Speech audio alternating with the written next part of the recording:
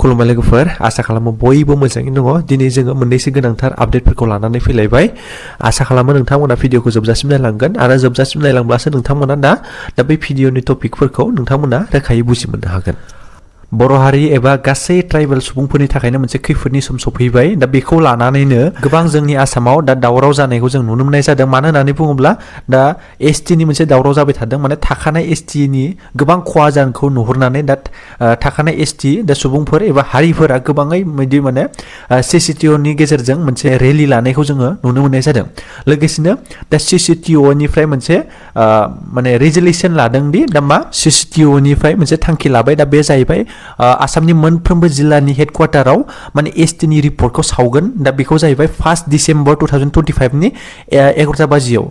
माने डिसेम्बरनि 1 2025 नि 11 AM आव दा मोनफ्रोमबो जिल्लानि हेडक्वार्टाराव दा एसटि रिपर्टखौ सावगोन दा बे हाबाफारिखौ CCTOनिफ्राय लानाय जादों दा बेखौ जोङो मोनसे नटिसनि गेजेरजों नुनो मोननाय जादों दिनै नैबे समाव जोङो दा बर' हारिनि दा राजखान्थिगिरिफोर दा UPPL एबा BPF दा मोनफ्रोमबो हारिनि गेजेराव दिनै गोबां सुबुंफोर दङ एबा बर' हारिनि सुबुंफोरानो दङ नाथाय नैबे समाव जोङो माने राजखान्थि खालामालासेनो एबा राजखान्थिनि बाथ्रा सावरायालासिनो गासैबो मोनफ्रोमबो हारिया ज' जानानै दिनै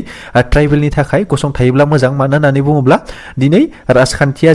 दिनै दं गाबोन गैया नाथाय नैबे जोंनि थामोनथा एबा रैखाथिनि थाखाय दा एसटिनि थाखाय दिनै UPPLआनो जा BPFआनो जा गासैबो माने मोनफ्रोमबो हान्जानिफ्राय सासे एसटि एबा ट्राइबेल जानानै नैबे समाव दिनै आसाम सरकारा माने एसटि होनो थाखाय मोनसे थांखि लादों बै थांखिखौ दिनै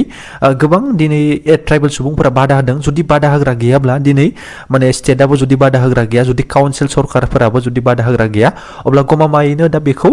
एसटिखौ होमारगोन दा बेनि थाखायनो जों दा गासैबो माने खौसेयै जोङो ट्राइबेल हारिफोरा दा गसंथानानै दा एसटिखौ बादा खालामनांगौ नङाब्ला बे गमामायैनो जुदि काउन्सिलाबो जुदि जेबो अबजेक्सन गैया लोगोसे स्टेटआबो जेबो बादा होआब्ला दा बियो गमामायैनो थारैनो बियो एसटि जामारलांगोन जों बेखौ नुहुरो बेराफारसेथिं जोङो मैयानि समाव जों नुबोखादों दा बे जाहैबाय BTC सेक्रेटारियेटआव मोनसे दावराव स्टुडेन्टसफोरा थांनानै मोनसे दावराव सोमजिहोनाय बा मोनसे प्रटेस्ट खालामनायखौ जोङो नुनो मोननाय जादों मानो होननानै बुङोब्ला दा बेयाव मानगोनां BTCनि चिफ हाग्रामा महिलारि बिथाङा दा NOC मोनद' हारिखौ एसटि होनो बादा गैया एबा बेखौ NOC हरदों माने काउन्सिलनिफ्राय दा बेखौ लानानै फरायसा बिथांमोना प्रटेस्ट खालामनायखौ नुनो मोननाय जादों नैबे समाव ट्राइबेल मोनफ्रोमबो हारिया दिनै खौसेथि जायोब्लासो दा जोङो एसटिखौ होबथानो हागोन दा जों बेखौ फोथायो दा बेनिखायनो मोनफ्रोमबो हारिया दिनै ट्राइबेल हारिफोरा